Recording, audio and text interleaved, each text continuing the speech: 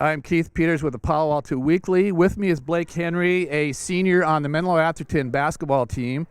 Last week, menlo-atherton played a total of 4 games. The Bears went 3-1 overall. They went 3-0 in the Tim Cullen Memorial Tournament over at American High in Fremont.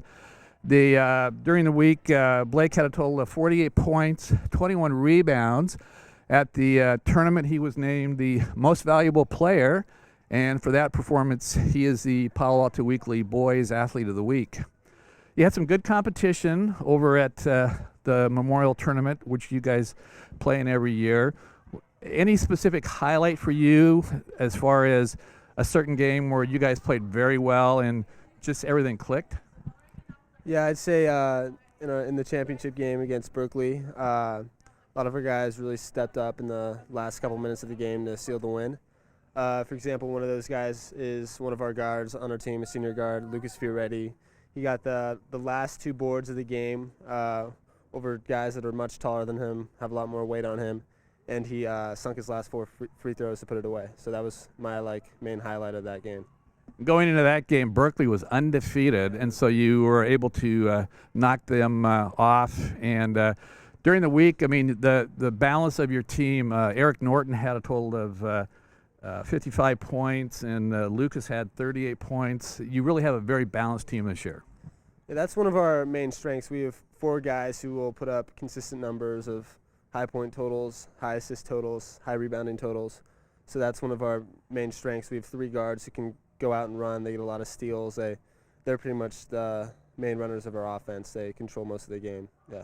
When you have a balanced roster like that, it probably takes a little bit of pressure off you. People probably look at you, you're 6'6", tallest guy in the team, and the people probably expect you to do a lot of the rebounding, a lot of the scoring. But with a balanced roster, maybe you don't have to do that every single game.